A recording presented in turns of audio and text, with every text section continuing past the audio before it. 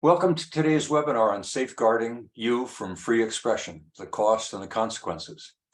Our interest in the consequences was triggered by the emergence of generative AI and recognition that it has the capacity to invent itself and ultimately, some say, surpass human intelligence. While some view this development with awe, others fear that AI may make mistakes, convey misinformation, and has even been hurtful in expressing human-like frustration. For this reason, public safeguards have been called for to protect you. As we reviewed last week, similar concerns have been raised regarding the measures taken by universities to contain free expression by introducing safe spaces and safeguards, including the removal of tenured faculty to protect students from hurtful expressions. Some view these measures as excessive and contrary to the very purpose of universities, which is to promote inquiry, warranting academic freedom. We've asked Robert McGarvey to open discussion today, explaining the ideology of what he refers to as neoliberalism and concerns that overprotecting the interests of the individual, some call it coddling, is at the expense of both personal development and public interests. And our guests today include a former judge and writer on Indigenous issues, Brian Giesbrecht, a professor of philosophy, Sinclair McRae, and an international human resource management consultant, Jeff Ulich. Robert, let's start with your views. Personal and public interests in safety and human development. They're clashing. How serious is this imbalance of personal freedom with public interests? Well, thank you, Perry, and welcome to everyone. These are great discussions. Let me just say that the crisis we're facing as a modern civilization is a result of the clash of several opposing ideological forces. At the Rethinking Capital, we're looking at the next stage of neoliberalism, or what is it going to supplant neoliberalism? There's been about 4 decades, 40 years of neoliberal orthodoxy, and it started to create the bifurcation that is leading to the conflict. So, interestingly, neoliberalism is thought of as a system of laissez-faire economics, has deep roots into classical economics, including Adam Smith and most particularly David Ricardo, but it has blossomed into a kind of holistic, I would call it a worldview that is now sort of the orthodox status quo. The virtue of neoliberalism is that it unleashes the individual, frees what John Maynard Keynes described as the animal spirits of capitalists to optimize production and drive the economy forward.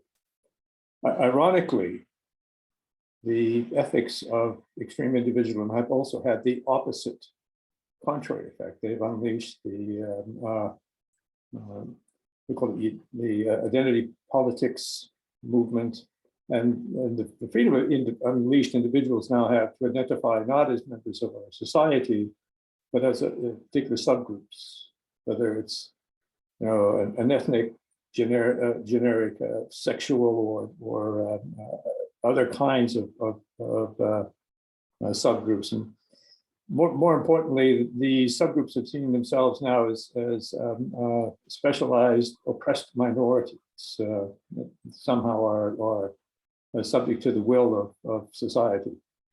And so at the root of that is the ethics of neoliberalism, which is predicated on this completely unleashing of the individual. It feeds libertarian movements, but it also has this contrary effect. And so what we're really looking at from the point of view of what's happening on the ground today, why is free expression such a controversial subject? This bifurcation has between, I would call it, conservatives on the one hand, who will support neoliberal laissez-faire and those freedoms, and the identity politics woke adversaries, if I call them that, is that they're both half right. That both of these areas of thought, I think, are valid in the sense that, from the conservative point of view, the individual is extremely important. And the rise of the individual is one of the great historic accomplishments of Western civilization. The freeing from feudal servitude, the liberation in terms of political rights and social rights and economic rights has been, and I think rightly, described as an emancipative process that has historical roots, very, very deep roots in Western civilization. On the other side of that story is a sense that these self-identifying groups can point to various flaws or grievances with the majority. And I think the obvious truth is that Western civilization is emancipative.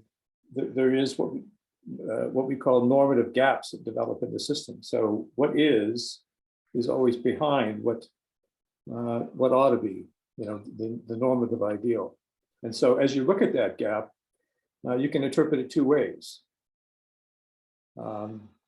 If you're a Lockean, you look at it and you say, the glass is half full, look how far we've come in terms of liberation of the individual and incorporation of diverse groups and a holistic kind of emancipative process. On the other hand, if you look at it through a romantic lens, in the sense, philosophically romantic, in the Rousseauian tradition, you see the glass half empty, and you see the system being oppressive. The reason for inequality or discrimination of any kind is an oppressive reactionary status quo. And so this is a subject that's been dealt with deeply in the philosophy at this time of the Enlightenment. The great debate between Thomas Hobbes and John Locke and Jean-Jacques Rousseau dealt with this in extreme detail back in the 17th and 18th century. But it is very, very alive today, whether you look at society as oppressive or whether you see it as an emancipative process. You will have entirely different views as to whether opinions, and here we're going back down to free expression here, opinions of the traditional culture are an oppressive negative force that ought to be deplatformed, or whether it's a positive contribution to a rational, intelligent process to achieve progressive ends. And so that's really where we're looking at it. There's more detail, obviously, than that. But I think when we talk about free expression, I think we have to understand that these two camps, one is a rational camp, which sees the free expression as the means of generating as many different ideas as possible so that we can come to a rational decision. The other is a kind of new religion where anything that's unorthodox is heretical. And that is what's taken over our institutions, our universities. They now operate like the high priests that the university officials once were. And so that's the context. And we'll get into discussions with the rest of the team here, but that's how we see it at Rethinking Capital. It's a very, very deeply philosophical and historical consequence. It would seem to me that when you get extremes, and I don't wish to use the right-left comparison, but let's do that. If you get extremes of individualism and extremes of totalitarianism, one's likely to trigger behavior and the pendulum swings. Right. Where do you think we stand today? I mean, have we gone to an extreme, or are we still exploring the fringes? Well, I'd say that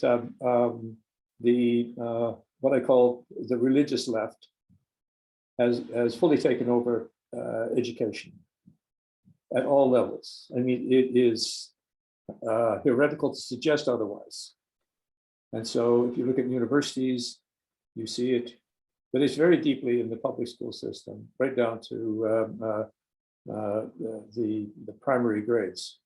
And they are operating on the basis that the worldview that they have is that they must protect these innocent children, that's how they treat them, from heretical views, which were once just conventional views, and are sort of embodied in the fabric of Western civilization. Those views are not heretical. People don't understand that when you get canceled, you're not canceled. You're ostracized. You're removed from virtue, and the penalty for that is religious in nature. It's extraordinarily severe, and so I think we've seen this in the last decade grow from a very marginal, I would call it a minority view in the bureaucratic infrastructure of our civilization to I would say it's majority dominant view, and it is capturing the establishment. It's certainly not isolated to Canada, Alberta, for that matter, or any singular institution. We've used the analogy of a tsunami and how this is really sweeping the globe, as if we have some movement now that all of a sudden all nations, maybe it's the emergence or rise of democracy, but something seems to be going on. Maybe it's the internet, maybe it's social media, maybe it's just the high level of education that exists today, but something about the romance of the individual seems to be sweeping the world to the point that we're seeing excesses. So I'm going to switch there for a moment to Brian. He's been in one of the institutions formerly when he was a judge. Brian, what were your views on resolving this, I guess, public-private conflict or clash that's specific to Canada, and maybe it's Indigenous population? That's where it seems to be particularly raw, where that Indigenous population is confronted with various sources of authority. What's your view on this? Well, I think the Indigenous groups are, to go into an intersectional theory a little bit, sort of somewhere near the top. And I'll just start with a really interesting example that I saw in the news the other day. And this is Greta Thunberg, who of course is famous for campaigning against fossil fuels. And now she is involved in a dispute in her native Norway about the Sami, the indigenous people. So the government of Norway, I think I have this right, the details don't matter. The government of Norway is wanting to go ahead with wind farms, wind turbines on some land that the Sami, they're semi-nomadic people with reindeer, want for their purposes. And Greta Thunberg is on the side of the indigenous. And one would think normally she would be on the side of the wind turbine people, but no, she's protesting against them. So I think it's a very good example to start with, because it gives us something to think about. My own experience, quite a few years ago, I sort of came up against this, and I didn't know exactly what I was experiencing. I started writing on Indigenous matters, and I thought I had a lot to say because I had been a judge dealing with Indigenous issues for quite a long time, and I had a different view. I didn't believe that we should be heading to a more separateness, nation to nation. I didn't believe we should be getting into the grievance type of things. I'm sort of more of a pro-integration type of person. And I found that I was running up against like real opposition, not just people who wanted to debate, but people who wanted to call me names, for instance. So when the Truth and Reconciliation Commission came out with a report, I began writing at that point, and I had a lot of critical things to say. Now, I've always considered myself sort of not a particularly right-wing person or something like that, more of the center. But in any event, just in a nutshell, I was being very critical, and I was getting comments like, well, you are the equivalent of a Holocaust denier. And that's the first I came up against the term denier. And it's sort of at that point, I had to sort of make a decision. I thought, okay, well, if I'm going to continue writing about these issues, I'm going to be called a lot of names. And I realized I'm up against something. And I had a lot to say, so I thought, no, I'm just going to keep on with it. And then the next more dramatic experience I had was after the news items about the Kamloops children, and it came out as if children had been, the remains of children had been found, graves had been found, etc., which turned out not to be the case. They were not graves, and no graves had yet been found. In any event, I wrote I was writing for a newspaper at that time. I wrote an article saying, look, let's wait a minute. Let's not rush to judgment here. No bodies have been found. And I, a student of history, I said, children died of disease. I went a bit into the tuberculosis stats at the time and that sort of thing. Well, I thought it was a fairly mild article saying, well, let's just hold our horses here and let's take a look at more rational explanations than priests secretly burying children, etc. The reaction was absolutely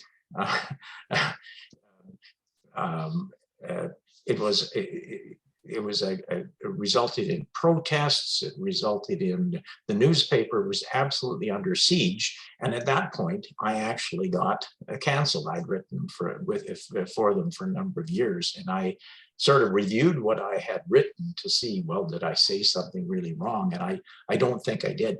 In any event, that was sort of my experience of being canceled. And since then, I've been working with a group of people of similar views. And I think you have spent quite a bit of time with Francis on the Francis Widdowson case. But there's Francis, and then there's Jim McMurtry. And there are a number of these cases now where people have said things that at least I consider factual and not particularly provocative, but they've run up against what I think Robert is speaking about here, something that's almost religious in nature. There are certain taboos, certain topics have become absolutely taboo. And unless you speak about those things in a certain way, you are attacked, which means that what really means, I think, that a lot of people get that message, and the end result is that we don't have a discussion. The end result is, instead of being able to fully discuss issues, we stop ourselves. Most people who have careers and that sort of thing don't dare even touching upon certain issues. What would they be? Like the Indigenous is one, or the trans issues are one, and there are a few of these taboo topics. So I certainly don't pretend to have figured this out, but I'm finding it really rather concerning, because unless you are able to fully discuss an issue, you can't possibly resolve that issue. So maybe I'll stop now and let others speak, but that's sort of where I'm coming from. I have more specific examples if you're interested in that. You just wrapped up on a very important point, and that is the importance of dialogue. I mean, in a democracy, the word I use to try and explain to people who are new to North America or new to democracy is tolerance. That if you wish to live in a free-speaking society, which gives individuals rights, we've got to be somewhat tolerant of the edges. Yeah. But the edges at some point in time get extreme, and then tolerance begins to become limited, and you get authorities intervening. Dad sends the kids to their room. Universities terminate faculty. At what point? It's hard. It's a range term, and you as a former judge must have faced situations where you were working in gray areas. Are we in a gray area, or is it pretty clear that we got a black and white issue here? Well, I think to some people, these things are that black and white. You simply can't say certain things. I'll just mention the last example I'm going again. The last example that I've been looking into is that of Scott Adams, who is you'll know him as the Dilbert cartoonist, who has now been canceled. His cartoons have been taken off from the newspapers, etc. I'm very familiar with him because I listen to him every morning. I'm just going to take my picture off because it's going crazy. But I'll just very quickly say that the man is just a thinker, and he introduces topics. He's nothing even close to a racist. He describes himself as to the left of Bernie Sanders, so he's not anything even close to right wing. But what he does, as I'm listening to him, I realize what he does is what the best of my teachers, what the best of my professors used to do. They would bring up topics, even if the topics hadn't been fully, there is no consensus on this topic. And the whole idea is to have a stimulated discussion so you could try to find out some sort of resolution, or try to develop some sort of consensus. Well, on some of these issues, that's no longer possible. And Indigenous is one. And I mentioned the trans and some other topics like that. You are not allowed to discuss those topics unless you sort of toe the party line. And I think it's very concerning, Terry, because that's exactly what is done in totalitarian society, and I don't want to be apocalyptic here, but if you're in communist China, you're free to discuss almost anything except the topics that the party does not want you to talk about. And if you do, you're in big trouble. Well, are we sort of moving in that kind of direction? I'll leave my comments at that. Okay, you've raised the whole issue of whether or not learning is being impeded by not being able to have a dialogue about issues that may be confusing to some, conflicting to others. If there's one individual in a room of 30, does that one individual's interests dominate the needs and the wishes of the other 29 to learn, to understand, to explore, to share with one another as part of social development, that particular event or that particular experience, as opposed to saying nothing and going underground? We heard last week, Sinclair, that I think it was from Mark out in the St. Mary's, saying that students or faculty are going underground and students are going silent. You're an insider, familiar with freedom granted to academia as fundamental to learning and discovery. You know, what's been your experience? Do you want to add anything to Brian or challenge his perspective? Yeah, first, thanks for having me back, Perry, and welcome everybody. I did want to pick up on something. I want to put a plug in for a book that I highly recommend. It's called The Constitution of Knowledge by Jonathan Rauch. Rauch is a famous journalist in the United States who examines the phenomena that he's witnessing, and he talks about cancel culture and also the disinformation movement as well. And I also want to just pick up on something that Robert mentioned, and it seems to me I read some polls. I get some emails from polls, and I'm also a member of FIRE, which used to be called the Foundation for Individual Rights in in education, and I forget their name change now, but I read some data that they had as well. And what the data suggests is that there's a hardy core of extreme progressive authoritarians, and it is like a church, and they amplify their influence in society through techniques of audience limitation and intimidation and threats, basically. And the effect that has is, even though most people don't share those beliefs, the people who have alternative views have been intimidated and are afraid to speak up. And consequently, there's a distorted perception that there are more of these people than there actually are. Now, my fear in education is that, especially in primary and junior grades, younger kids, that unless they're cultured into an environment that promotes the tolerance, as you pointed out, of alternative viewpoints and the cultivation of various virtues that are necessary for a healthy civil society, that their numbers will grow. And the political question, and I'm not a political actor, I'm a thinker, is how to stem this tide, how to operate in opposition to this. The problem, of course, is that individuals are afraid But the irony is that most people are opposed to this movement. They're just afraid to speak up.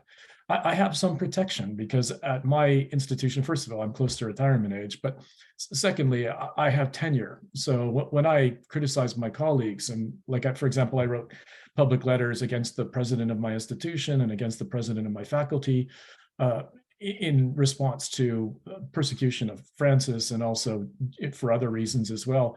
I do have some protection in tenure, but if I was working as a teacher in the system, or if I was just working out in the world, I would be worried about the impact that would have, speaking up would have on my career and my future status and prospects. People are afraid. I think that's an issue. So we have this odd thing where there's a disproportionate and amplified influence by a band of people who are opposed to reason and the Enlightenment project and a civil society exerting more and more control, and things are getting worse. I mean, I hope we're not in a long decline, but I am worried about that. Maybe I'll stop there for now. You touched on something I'd like you to elaborate on, and that is, where are the mediators? I mean, if people are going underground, or they feel that they, when confronted, need to be silent, we're eroding even the possibility of a resolution one direction or another. There seems to be only one direction left, and that is tyranny by the minority or whatever. But do you see the emergence of, I mean, maybe ChatGPT is to be the new mediator? Yeah. One of my favorite quotes from Bertrand Russell is, the problem with the world is that the ignorant are cocksure and the intelligent are full of doubt.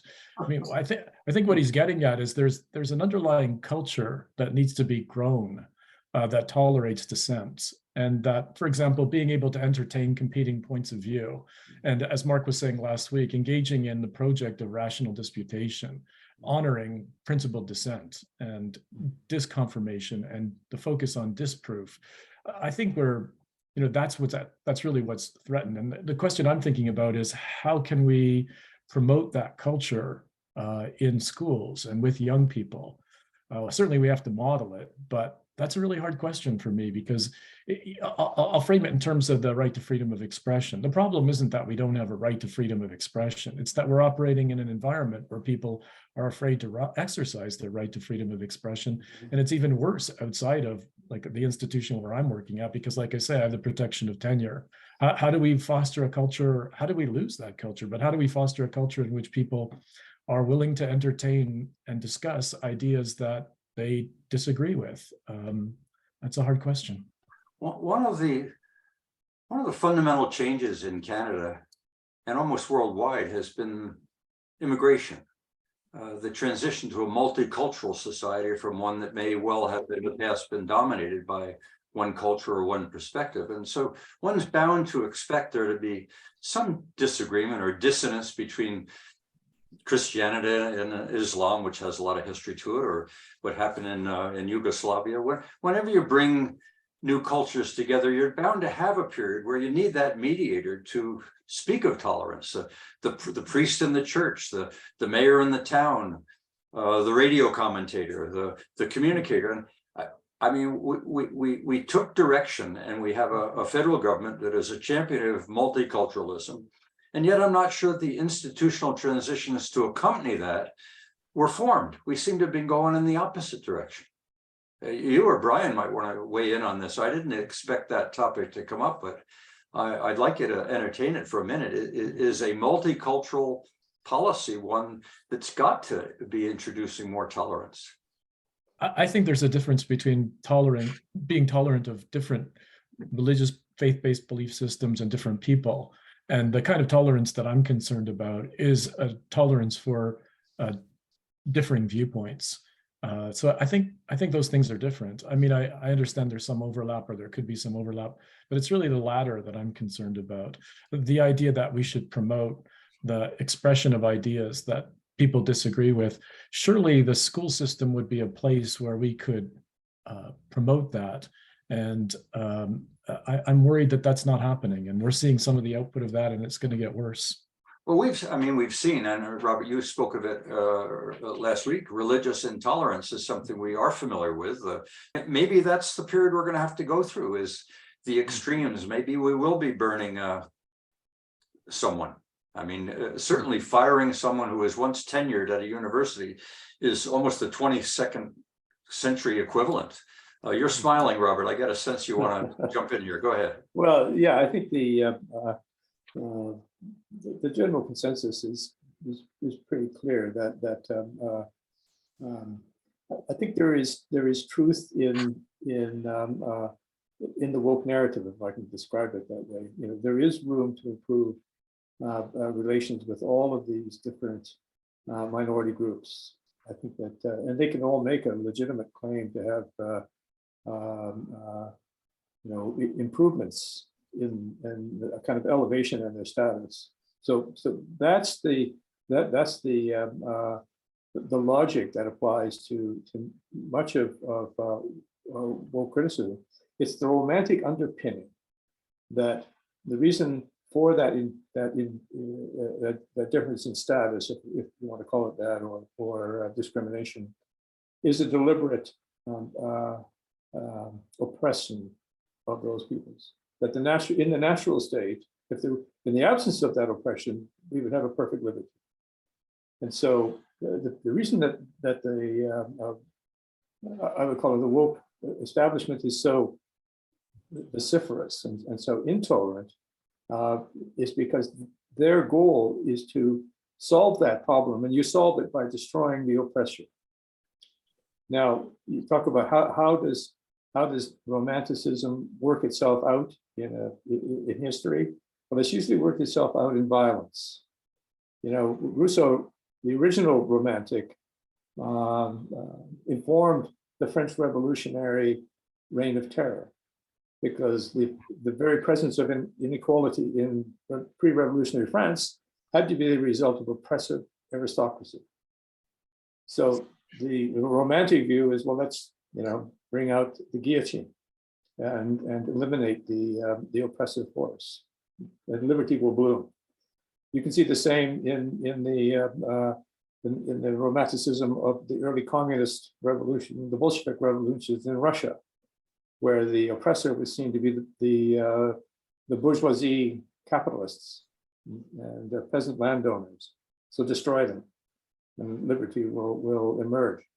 You can see much the same in Nazi Germany. In fact, the oppressive Jews were subverting the German state. These things don't end well, and but I think what we all have to do is return to and support the correct historical narrative. Western civilization is one of the most dynamic in the history of civilizations. It has evolved. We think so through a democratizing sense of social justice. So, and this millennium-long process has led to the emancipation of serfs in the 13th and 14th century. It's led to the idea of religious choice. It's led to the idea of political enfranchisement. It's led to a host of emancipative processes that have brought us from the nadir of feudal tyranny to where we are today. But that's all at risk if we lose the historical narrative. And that's where the battle is. If you fight in these individual issue areas, it's difficult to make the case. It's what is the nature of Western civilization? It is an evil, oppressive force, or it is one of what I believe one of the most emancipative, unique cultural phenomena in the history of humanity. Now, that's where this debate really goes head to head. And I think I think it's pretty clear the romantic view is both wrong historically and extremely dangerous. Every time it has gained the upper hand in the civilization, it has led to very, very violent outcomes. So this is not a trivial matter. This is not something about whether this person or that person is denied the rights of free speech. This is a really, I believe, a cancerous growth that could Well, lead us to very, very it dangerous certainly places. appears to be. I mean, this democratization of social justice relied on evidence, relied on science, or relied on learning, encouraged development. This seems to be anti-science, anti-learning, anti-development in the totalitarian perspective of the minority, the formerly oppressed knows the right answer, shut up and follow. Yeah, And everybody's silent is one of the group of the lemmings simply drifting along and letting it evolve. It should be frightening. yeah. No, it is frightening, and it's the self-censorship that is the danger. So whether you're a leader of a country, a province, a corporation, anyone dealing with individuals in a collective fashion, even in a marriage for that matter, is going to be confronted by the possibility of finding that the urge to dialogue about something that they disagree on is being thwarted. Jeff, in human resource management, what are the dynamics underlying the employer's attempts to limit public speech of their own employees? Is this not a metaphor similar to what we seem to be now dealing with on a societal scale? How do or how far can employers go, and how far should employees go? Yeah, sure. It seems to me that it's a microcosm of all of the things that we've been talking about so far, and I want to thank Robert for what I thought was a really excellent kind of historical perspective and lending some context, and how that pendulum has swung perhaps too far in the direction that we've been talking about today. And I think, Perry, your comment about, you raised the demographic question, and I think that's also reflected in organizations everywhere. And I think of the institutions that I've worked in, and how the student population, and I would look to Sinclair to, sort of validate this, the student population in most of the institutions I was working in was about 70% female. And it was certainly a much more ethnically diverse population. And the leadership of those institutions was much more than earlier in my career, not dominated by women, but in several cases, female CEOs that I worked for. And I think that's all part of the milieu that we're operating in.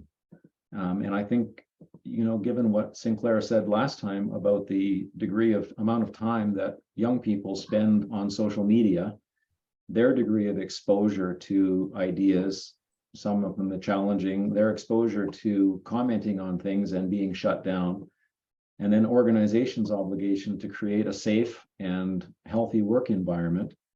You can see how some of this kind of roils up and accumulates to an environment that can maybe intentionally and maybe accidentally be suppressive of people's feeling that they can communicate about what they want to communicate about. And I think, Sinclair, you commented about having tenure and that you felt some security because of that. Frances Widdowson had tenure too. I don't think that she was, and I mean, we don't know all of the circumstances, that's still confidential, but we don't know the circumstances of her termination. It wasn't for her speech, it was for the things that she was doing apparently that led to an unsafe or harassing or contributed to sensitivities in the workplace, code of conduct violations. So it wasn't specifically speech, but I think and a couple of you have mentioned it now, I think this conversation, the self-censorship is what's the environment has led to. And it's that I think is the much more insidious aspect of this, because in a actual, cancellation in terms of a termination, you have legal recourse. Perry, you were asking about mediators. Well, if Frances's case is under arbitration, and I think based on what I've read from her in the article that she wrote, I think she has she's got a pretty interesting case to make. And that's how that process works. And in other cases as well, people have a recourse. But if you're quashing the very tendency or inclination of someone to say something because of this cultural or environmental the culture that's been created, that's actually, I think, way more dangerous, because you're not even getting any of those issues to the table. If that's happening in a school, I would find that to be tragic, because as I think a few of you have said, that ought to be the environment where people would feel most free to be challenged. And I've listened to Scott Galloway, a professor from NYU, talk about the generation of kids that have emerged, and he calls them, they've had too many sandy wipes in their life, that they've been too protected from exposure to things that would be upsetting to them, and then when they get out into the real world, they're completely unprepared for some of the real challenges that will face them in a workplace. And so I'm sort of rambling here, but I've just been pinging off of so many things that a number of you have said. But to me, that self-censorship is the most insidious aspect of constraints on free expression. And that's because of this kind of broader environment that we're operating in now. And to combat that, we're talking about some really fundamental changes in how we encourage people to speak up, and how we allow for dialogue, which can be oppositional or argumentative. Like that's something that I would hope is being created in universities and colleges, and that people are actually being challenged in their ideas and their assumptions right from very early stages of their education. And that's what I see being sort of squashed because of some of these other forces that we've been talking about. I was just looking at this book. I don't know if you can see it, but Timothy Caulfield, a fairly well-known writer at the University of Alberta in the law department, has written a book called Relax, Damn It, A User's Guide to the Age of Anxiety. And he notes in the cover, with solid grounding in current and reliable scientific findings, the author points to a less stressful way forward, which means we can all afford to relax a lot more if you believe in science. But someplace along the way, the frustration level of those who have a case to make that my sexuality is not what you think it is, my history has been more violent than you recognize, the biases against me. I saw some of this when I was in college with the period of segregation in the States, where it wasn't that long ago. They were hanging blacks in the South, and violence finally occurred. The courts stepped in, and the courts in Louisiana and Alabama and Mississippi began to take the side of a more balanced perspective instead of endorsing the deniers that blacks were human, that blacks had rights, that blacks needed to be protected, that they could go to university, they could go to school, they could have their own buses, they could make choices. We've seen, at least in my lifetime, a pretty violent period. And we saw the burning of Watts and the burning of Detroit as expressions of frustration. Maybe all of this has to reach the point of violence. Maybe the blockades and the convoys are all part of ultimately arriving at a societal resolution. Go ahead, Sinclair. I think you want to jump in here. Yeah, it's a coincidence, Perry, that you mentioned that book, because I was teaching it this week, actually, yesterday in one of my classes. If you haven't read his other book, Is Gwyneth Paltrow Wrong About Everything? I highly recommend it. In fact, I recommend that to all my students. And I think one of the things about Caulfield, I actually met Caulfield at a conference in 2016. That's how I learned about that book. And same with the Relax, Damn It book. And I really think the important part of his message is the incredible and very, very alarming attack on science that is part and parcel of this social movement or this social threat. I kind of regret doing this, but I read a number of articles by my colleagues. The past week, we had a reading week, and a number of people believe that not the sociology of science, not scientists operating in their work, but the methodology of science is a form of colonial oppression. And we need much stronger voices in our culture, in government, in science, defending science. Because in the absence of that, we are just going to slide into, we're sliding into this progressive authoritarian form of religion. People want to be a part of the group. They want to be a part of the club. But science is a very good example of a more nuanced approach to the discovery of knowledge that we need to inculcate sooner and more. And we need to speak up about the attacks on science, which I think are very, very concerning. Well, that's certainly one of the institutions at risk. And I wonder if another institution might be at risk, and that's the courts themselves, and the extent to which the courts, which I think, Robert, you've noted as a mediator of conflict in society, are still a valid and viable and to be used and useful mechanism in order to help us through when there is, in fact, interpersonal or maybe even intercultural conflict. Certainly, corporate conflicts get resolved within the courts. Brian, is this something that you could help us with, understand the role the courts could be playing in resolving these conflicts? I think you said, however, as a writer, that people are unprepared to listen. If they're unprepared to listen, then they're not likely to use the courts as an option. If Brian's there, I'm not sure if Brian is still about. Robert, you want to make a comment about the relevance of the courts as a mediator? But, yeah, Brian, you're muted. Oh, go ahead, I think he Brian. was speaking. Yeah. So my computer is doing some strange things. I'm sorry. As a judge, judges have to self-censor every. I mean, you're very careful about what you say. At the same time, I never really felt the pressure to be so very careful on topics that I couldn't express myself the way I wanted to. But I think that has changed a lot in the last of years. Talking to colleagues, judges, I believe, are under the same pressure as professors and teachers and people who are in front of people talking, and they're very afraid to say the wrong thing. So I that the courts, I'm not speaking for anybody here except myself, but I think the courts are under exactly the same pressure, perhaps even more so than other people. They do want to say anything about or just speak in gibberish almost about on certain topics. There are certain taboo topics that you can't win saying anything that's not in line with the orthodoxy. And we always used to joke about politicians and their ability to say nothing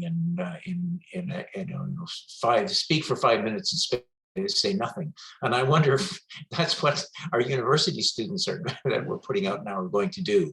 Are they just going to be so careful on certain topics that they're only going to be speaking?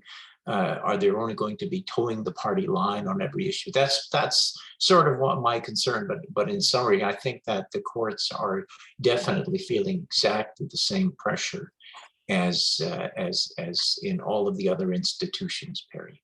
So is this also reflecting a more litigious society? I mean, Canada used to be viewed as nice. We don't have, and we don't exacerbate, or we don't wear these conflicts out in the open. Are the courts being used more often for what would have in the past been viewed as somewhat frivolous? Well, I think if you look at what Go ahead, Robert. What the rule of law is. I mean, most of the minority populations want more rights. They want to be treated more respectfully, and that is absolutely right. But when rights collide, it is the rule of law that defends those rights, that ensures that the integrity of those rights. So on the one hand, if you're championing rights and an extension of political, economic, and social rights into minority populations, and thereby undermining the foundations of law, there is a contradiction there. I think you can make the case that the rule of law is the most important institution in a democracy, far more than voting or freedom of expression. The fact that you own certain things, whether it's real property or the right to speak or the right to write what you want, or the right to be heard. These are rights that in the absence of the rule of law are meaningless. And you have the unraveling of all kinds of rights, which then leads you back to the state of nature, which is authoritarianism. That's where we all came from. But that's the source of it. The rule of law, and I'm going to say this tongue in cheek. I mean, the rule of law was the foundations of colonialism. We are bringing rule, which is why laws evolve. They become unjust. Remember earlier we talked about the evolving sense of social justice. And if you look at how the common law supports that, it's very interesting. There was a time in the late 19th century where the issue of women owning property in a divorce settlement was put before the courts, and the law said that the women that in a divorce, women lost all rights of property, and the law was very clear. But the juries kept coming back and saying, no, that's not right. It is right that women should have those rights of property. Therefore, it was a kind of bottom-up process by which a changing sense of social justice worked its way, first of all, into precedent in a particular case, and then precedent in more widely, and then into statute law. And that bottom-up process of common law is one of the reasons why an evolving sense of social justice, that's the means by which our changing sensibilities around issues of race and sexuality, etc., work their way into the legal system. So it is a dynamic, moving thing, and the changing sensibilities play a big part in that. And so I think the real celebration of Western civilization is its ability to change. It has over many, many centuries. One of the principles of change, and change when we're dealing with human beings, is learning. Whether it be the learning of an institution, the learning of a corporation, or the learning of an individual. Learning, interestingly enough, and I'm going to share a little bit of psychology 101 here, is negative reinforcement results in a suppression of behavior. It doesn't bring about a change other than they hide. Mm. Positive reinforcement will, in fact, bring about a positive transition. And yet what we're facing today is a lot of negative, firing, denying, the means that this tyranny seems to be imparting, and China is doing the same thing, is using negative reinforcers in order to suppress behavior. What will happen is ultimately it will explode. At some point in time, when you've suppressed behavior to such a point that enough is enough, people rebel. No, they drive their big trucks to Ottawa. They do. and who came out to listen? I mean, the positive reinforcement would have been you won. I'm going to be positive. I hear what you said. We're going to make a difference. Let's work this out together, as opposed to going underground, et cetera, et cetera. Sabina, you make a very good point, and I'm wondering if you would unmute and make the point that you raised on chat about intercultural clashes. It's a point I think I was making earlier, is some cultures have moved in one direction versus another. When these cultures are brought together, you have an intergenerational, older and younger, or intercultural, Islam and Christianity. These cultures, what is the mediating mechanism? Because they each have different mediating mechanisms. Islam has its own form of courts and resolution. Christianity has its own sort. The West, we are in fact, I think, seeing intercultural conflicts here. The natives who have had their experience and their views of history are clashing with those that have other perspectives. So I was arguing maybe tolerance is needed, or the formation of some mediating body. And I'm not sure between you and I that reconciliation is the answer. It's a nice word, but how one goes about executing is another matter. Sabina, do you want to throw your 2 cents worth in here? Or Thank 50. you very much. And maybe that's about it, because I'm not of the esteemed professionalist level as lawyers and judges and That's okay. Never. professors. However, I do have a broad base of experience and more from that practical nature.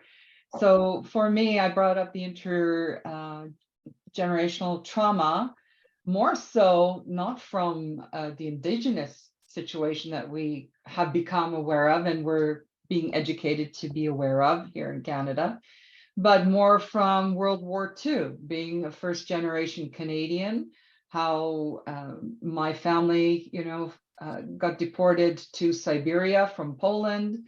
I know the date, and learning all about that, every time something happens over there, like the start of the Ukrainian war with Russia now, I was extremely emotional, very upset, very concerned about it, and that whole reaction to that situation.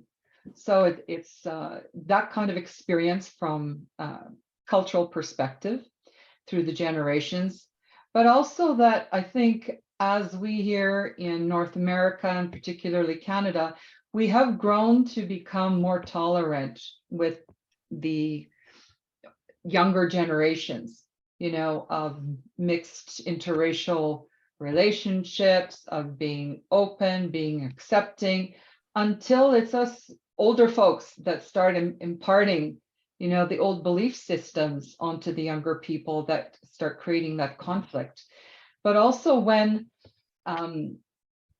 people of different cultures come here as immigrants, and I've experienced that as well, being exposed to the Muslim community significantly, but even great learnings that even in the Muslim community with Islam, there are multiple levels of and multiple types or classes, right, of that religion, as there are with Christianity.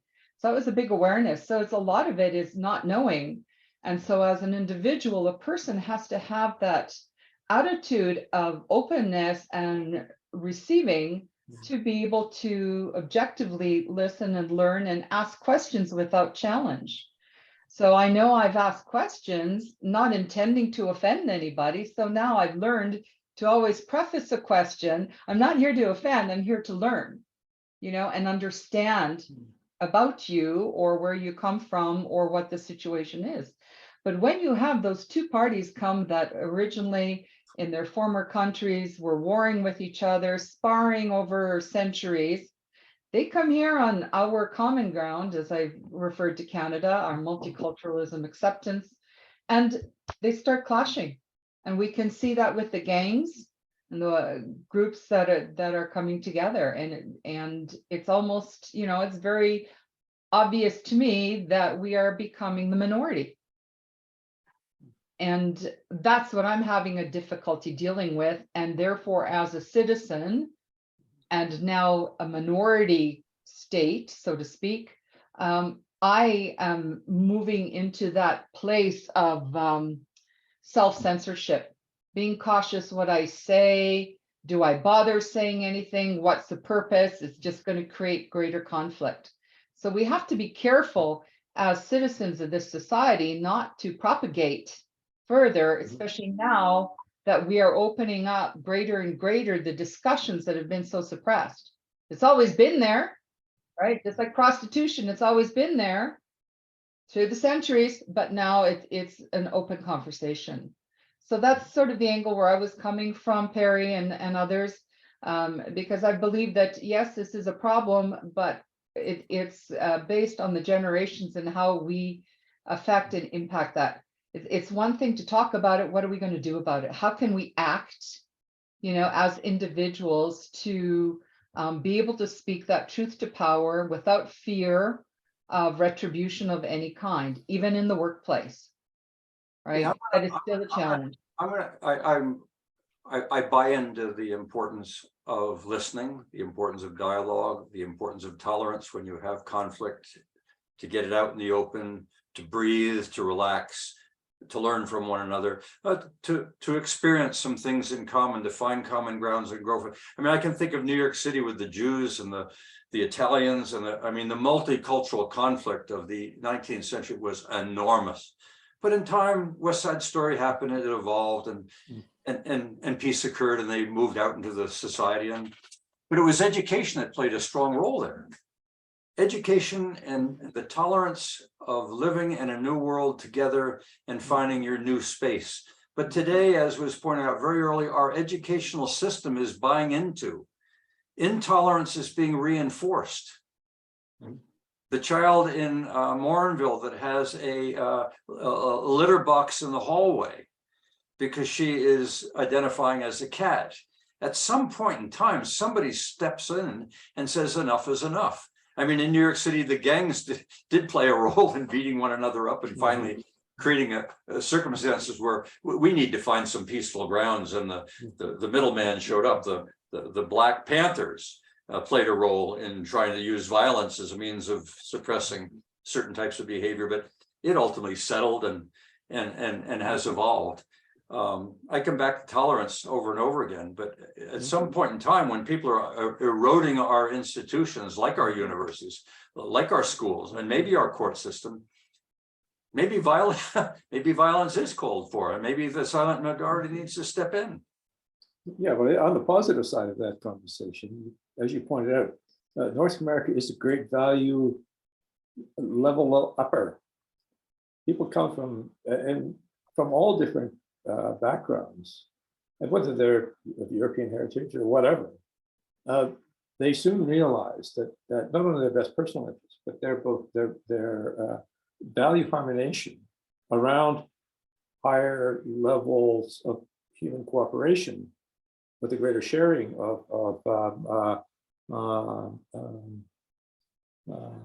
we just call it social power,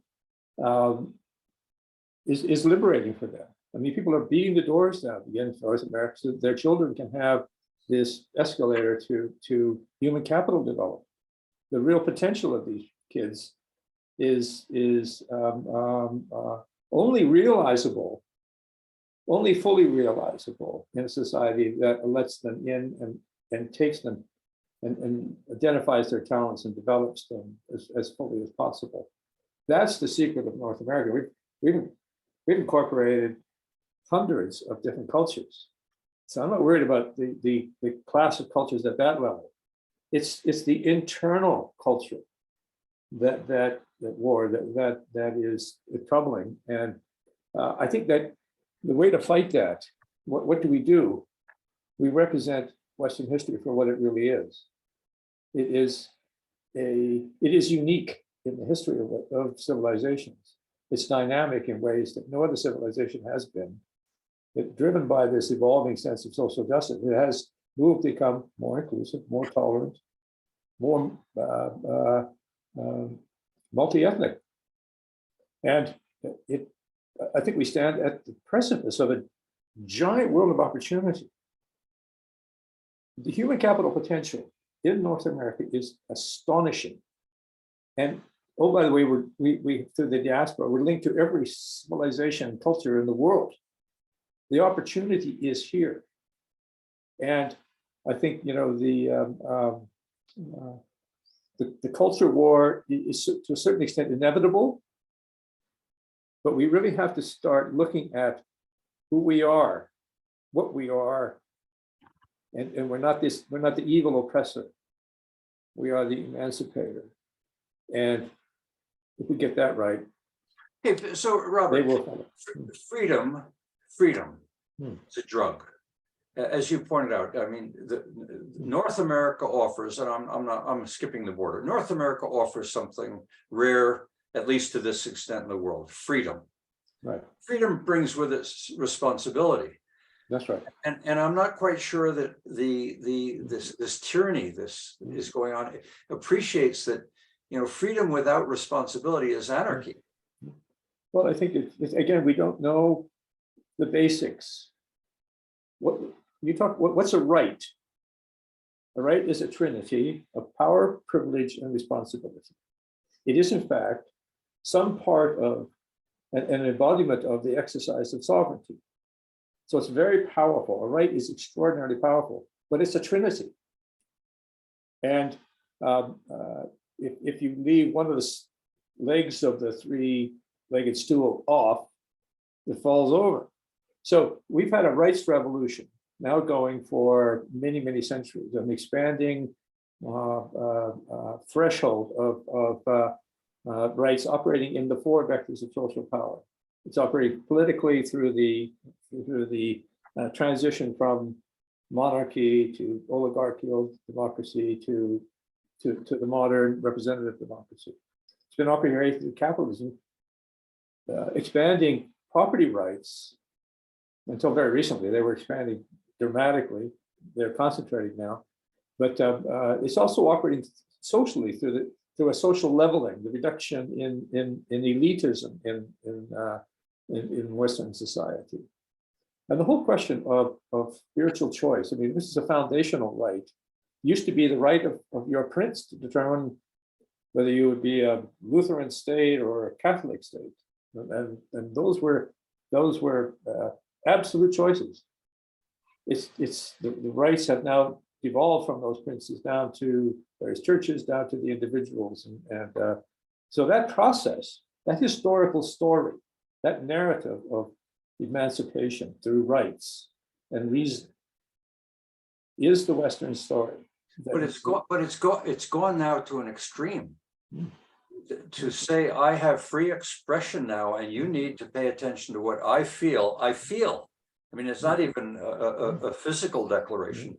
I have a feeling, and I have the right to that feeling, and I have the right to feel safe with that feeling. And you are imposing. You are an oppressor because you are denying that I am a male when I want to be a female, or I'm a cat. Are we taking freedom to an extreme? Well, I think, what is freedom? Individual freedom is a product of a society and liberty.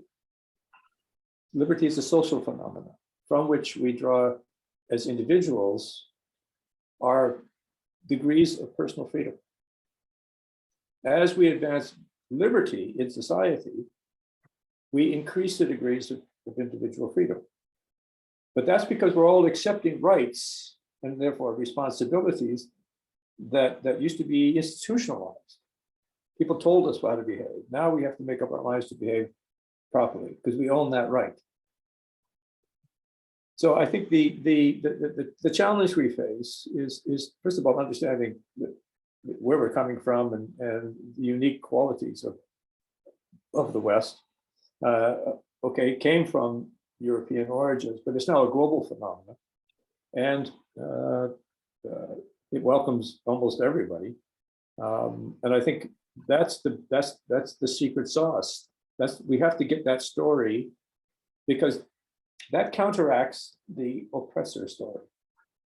If you want to know, if you want rights and you're a trans person, you don't destroy the means by which those rights can be realized. Last week, Mark, and I don't know whether Sinclair, you weighed in on this, was of the view that it's been lost, that our universities have lost academic freedom, and the sense of the importance, the critical importance of academic freedom as a fundamental process in the pursuit of learning and the pursuit of discovery and the pursuit of research. He feels it's lost. You've alluded to the fact that we may have lost it in our classrooms. A teacher has what's called in locus parentis. I think most people don't realize that when the child is in the classroom, the parent is the teacher. And that teacher today is intolerant of differences that come either from the union or come from their own minority. So from the very beginning, the educational foundations of our democracy that start in that classroom or start in that family with that teacher is being undermined. Absolutely. Sinclair, am I exaggerating? You're muted, by the way.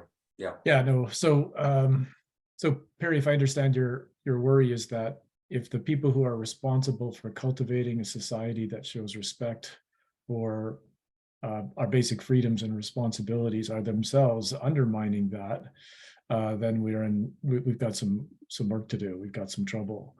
Again, it's hard for me to, it's hard for me to make a judgment about. I guess I'm a little bit. My perception is a little bit distorted because of where I'm working. I'm working in a liberal arts faculty. I don't have a good sense of how it's going in other faculties, but I think an underlying issue that you're alluding to that is worth drawing attention to is that, I'll take the example of science.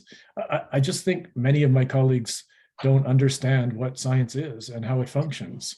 So I think there's a problem with incompetence among people who have been hired in the system, and just a lack of understanding of these deeper sort of institutions in our society. Again, I'll just put a plug in for a book that I really highly recommend.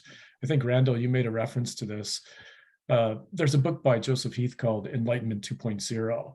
And Heath's argument is that Enlightenment is under attack from a number of different directions. And one of the problems is that we just are losing the social and institutional support for things like being able to entertain opposing points of view, reaching a compromise, being able to defend or even explain what a market economy is. Many of my colleagues who are critical of capitalism, for example, don't really know what capitalism is, and their ignorance of economics is very disturbing. So, I'm a little bit at a loss here how to grow that, but I don't know what to say. I'm sorry. Well, I'm going to throw something, because it is something that troubles me. And I think back, as we all do, to our own experiences of when I learned, when I was confronted with some of these conflicts in growing up. Humor, comedy, Mort Saul, Shelley Berman, some of the comedians of that time made fun of some of the extremes, and we laughed, but we learned at the same time. I mean, they were very, Mort Saul was a real iconoclast. For those of you smiling, that you're also in your 70s or 80s as I am. But I'll tell you, the role that humor can play is lost. Satire is lost. Comedy is lost. I'm not sure what you can do as a comedian on stage anymore and get away with it.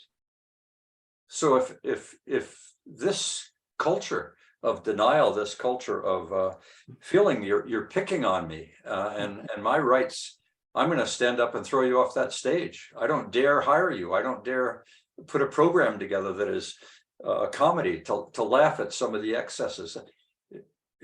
I'm not sure it's out there anymore. Where's the Mort Saul and the Shelley Berman of today? Well, I mean, are they out there? They didn't always have a good time of it, and they did get canceled, as you say. Yeah. But that didn't stop them. They Yeah. kept telling what the truth as they saw it. They were And brave. I think, to go back to the 50s, that was a very intolerant time. This is not the first period of intolerance we've had. Admittedly, it did take us several centuries to get out of the medieval intolerance.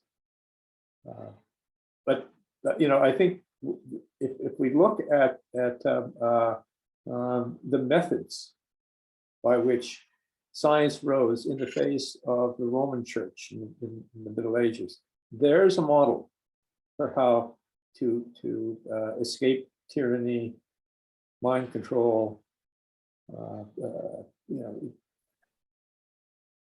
The excommunications in those days were not, oh, you can't get on a stage there, we're going to burn you at a stake. So I mean, the stake, it was much higher penalty for being a heretic in those days. This is pretty tame by comparison, but it's people standing up and telling the truth. I agree, whether it's comedians or anyone else. But you have to know the truth.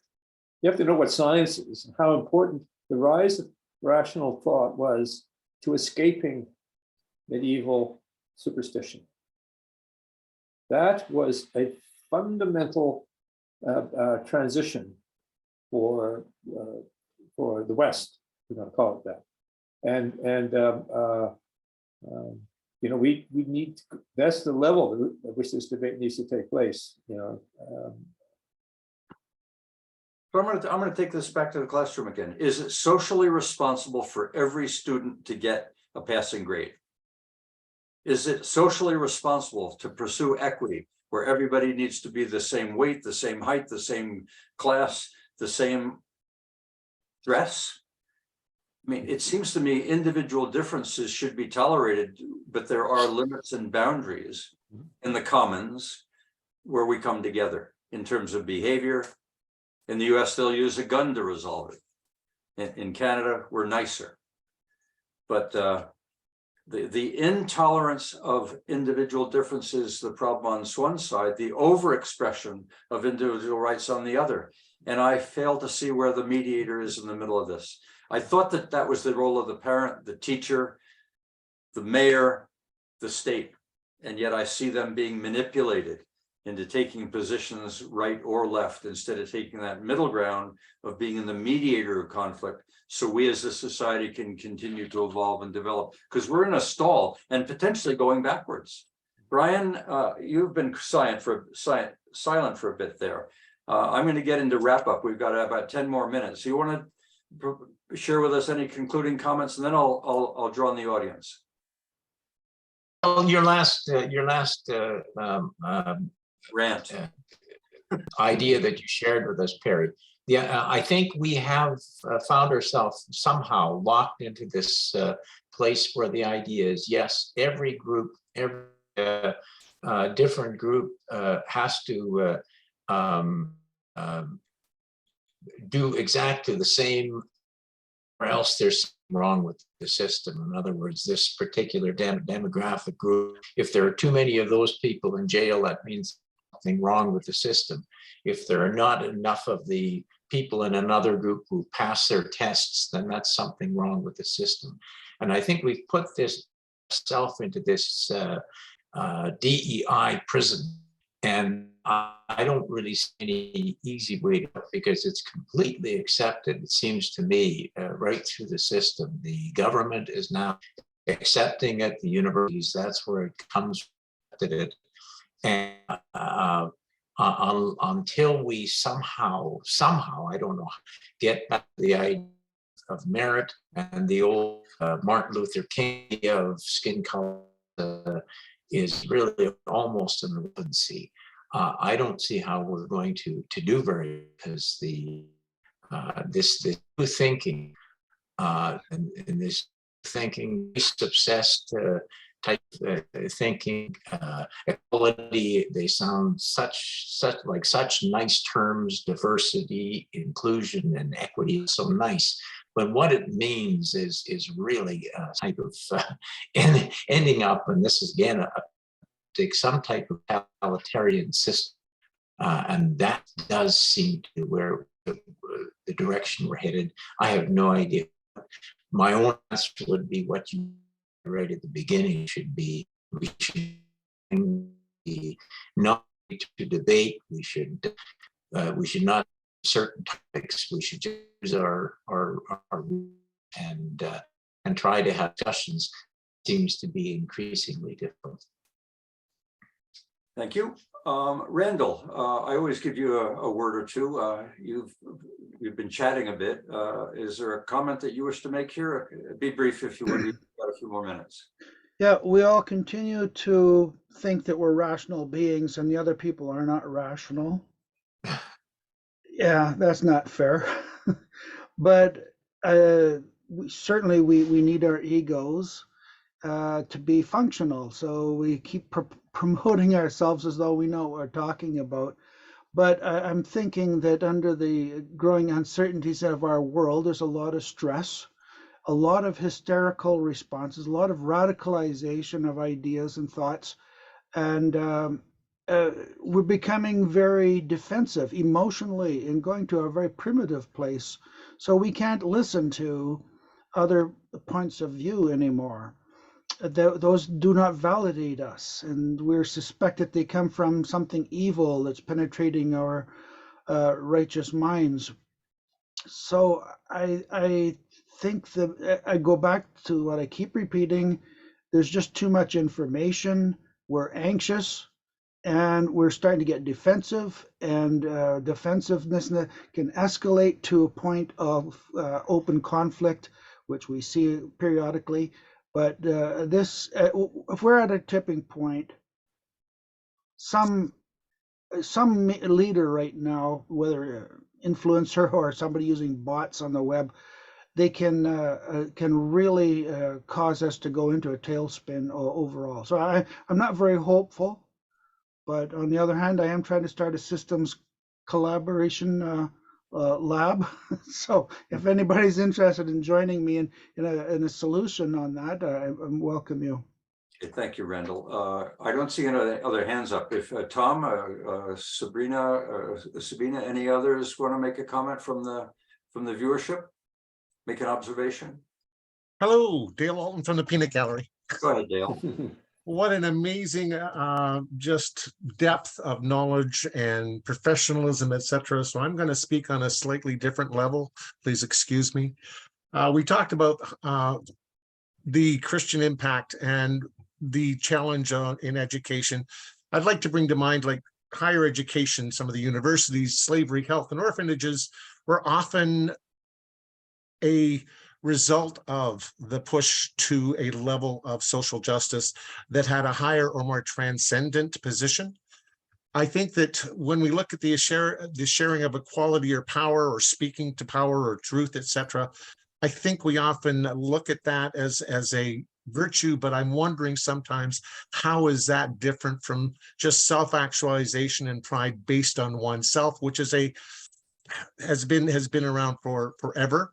As we look at human rights and sovereignty, I think the challenge we have in that is we have succumbed to a fairly neo-feudal influence of money and power, and there is a transcendent level of this, that when we talk about things like justice and freedom, we can't just be looking at the mundane plebeian approach to that. There is something greater that I think that is difficult to actually grasp in this kind of conversation.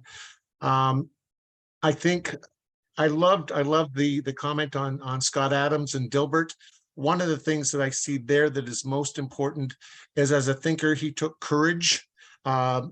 I understand that a lot of people have talked about, well, we have to toe the line, but there is a sense of courage and a necessity for self-sacrifice to actually have freedom. And that freedom is not something that we necessarily frame individually based on our own perspective, but rather something transcendent that has a truth that we can point at and have that level of diversity. I think we talked a little bit about the Indigenous and the immigrant integration. I would love to see the Indigenous and immigrant education here in Alberta look to come together in a way of looking at how we connect with other communities. Because once we start separating, like we did with Islamophobia, why did we have Islamophobia as our flagship of tolerance, when in actual fact, it's religious freedom? Islamophobia, in fact, divided. It didn't actually speak to tolerance. It spoke to the intolerance. As you said, Perry, as far as negative reinforcement, it basically suppressed those kinds of conversations. Okay, wrap it up. I think, yeah, certainly. Science is the discovery of what's created. And the challenge we have is that when we create our own mindset of what we think science is based on our feelings and based on our sense of feelings, I don't think that conflict and suffering can always be characterized as negative. Much good has come out of suffering. It's how we respond to it. And when we respond to it without freedom or responsibility or fairness or respect, our culture will continue to decline. Very well put. Very well. Excellent, Dale. Thank you. Any other points to make? Sinclair, you want to make any final remarks? Yeah, just briefly, I'm struck also by the decline in our political culture. I was watching the Kennedy-Nixon debate and struck by what an incredible difference that was compared to any recent political debate. And I understand that you get, that a society gets at the political level what it generates, but the devaluation of merit, the pursuit of excellence, and the virtues that go with supporting a civil society, I really think are very obvious in our situation right now, and something that we need to correct if we can. Well, the dumbing down has been a simple way to express, I think, the point that you're making. And I come back to ChatGPT and generative AI. We may be arriving at the very point that we needed, that this thirst to know correctly. If we can't find the outlet, maybe society ends up turning to social media, or the alternative to something like generative AI. Jeff, do you want to throw your, I won't say 2 cents anymore. I already got that checked. Yeah, no, I wanted to ask a question actually of Robert and Sinclair and Brian, or anybody else, if I think, Brian, you mentioned Martin Luther King, who said, the arc of history is long, but it bends towards justice, which I think is kind of a summation of what Robert was saying. Yeah, if you really want to sum it up, right? We generally move in the Western world, at least we've moved in the right direction. We've had enjoyed more freedoms as a result of all of that has happened here. And is this I mean, it's not a straight line though, that progress. And is this what we're experiencing right now, a result of the explosion of information, social media, changes in demography? Is that what we're struggling to get our hands and heads around right now? And will we come out the other end? I'm looking for a hopeful conclusion to this conversation. Is it as bad as we've been making it out in some cases? Or is this a necessary step along the path to further progress? So you're asking, is the glass half full or half empty? Yeah. Well, let me jump in. I think you can take your pick. I mean, you can say that yes, we are still, even though we have blips, we're still moving in that right direction. Or we've been living in a bubble since 1945, and it's been a golden age, and it's over now. And and now we're going to see conflict internationally. We're going to see the end of the very settled, peaceful existence we lived in. So I guess I have no idea how things are going to turn out. It seems to me we moved in a slightly different time. And I'm not sure that there's, at least immediately, any happy ending. I think I feel compelled to say this. Eastern Europe went through a period of time where it was suppressed. Those people are such strong champions of freedom today that maybe what we are going through is a necessary stage in order to appreciate what freedom is really all about. We should never forget the price of freedom is responsibility. I mean, you know, it's almost impossible to summarize what we've been talking about today, but we have been talking about freedom in various forms and the excesses, one leading to suppression, and the freedom of when it is in fact excessive and eroding our public institutions and public sense of justice and safety. But freedom and responsibility are blood brothers. They come together. We talk maybe too much about one versus one or the other, but they both need to be talked about simultaneously. Safeguarding society should not be overdone. Just as freedom is not without its limits. This is anarchy. Thank you.